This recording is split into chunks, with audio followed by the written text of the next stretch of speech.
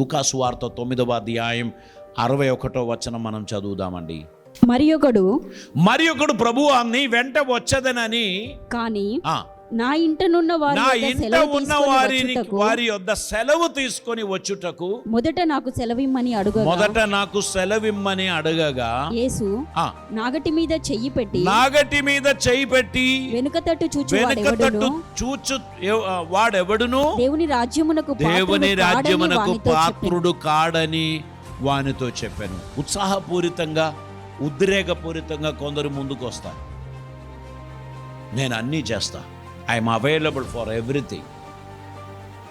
కొంత చేసిన తర్వాత వారికి ఏమనిపిస్తుంది? విసుగు అనిపిస్తుంది. ఎందుకు చేయాలా? నేను ఏమైనా గుర్తింపు ఉందా? ఏమైనా లాభం ఉందా? ఏమైనా ప్రత్యేకత ఉందా? ఏమైనా అభినందన ఉందా? నేను ఎందుకు చేయాలి? నేను చేయను. ఇక్కడ ప్రభు ఏమంటున్నాడు? నాగటి మీద చేయి పెట్టిన వాడు వెనుక తట్టు తిరగకూడదు. అలా తిరుగుతే ఏమవుతుంది? వాడు దేవుని రాజ్యమునకు పాత్రుడు కాడని దేవుడు చెప్పుచున్నాడు. దేవుని పనికి మనల్ని మనం సమర్పిస్తే అది మనుషులను బట్టి కాకూడదు.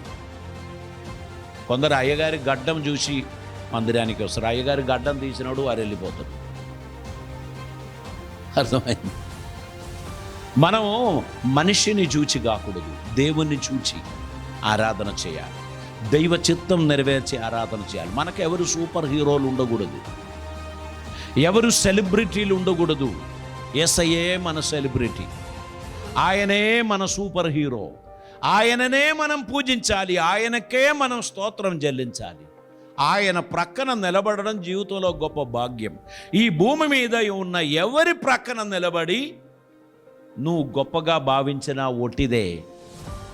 దేవుని ప్రక్కన నేను నిలబడుచున్నానని నీ హృదయం నీకు కాన్ఫిడెన్స్ ఇస్తే నువ్వు ధన్యుడవు. ఒకప్పుడు దైవ సేవకులు మాట్లాడుతుండే, ఒకరు చెప్పారు, నేను మార్నింగ్ రినాడ్ బోంకేతో బ్రేక్ఫాస్ట్ చేశాను, బెనిహిన్తో లంచ్ చేశాను. అప్పుడు పక్కన కూర్చున్నోనికి అట్లాంటిది ఏం చేయడానికి లేదు చెప్పడానికి అని చెప్పాడు. I just had a breakfast with Jesus. Reinhard Bonnke దొరకకపోయినా, బెనిహిన్ దొరకకపోయినా యేసయ్య ఉన్నాడు నాలో. దేవునికి స్తోత్రం. హల్లెలూయా.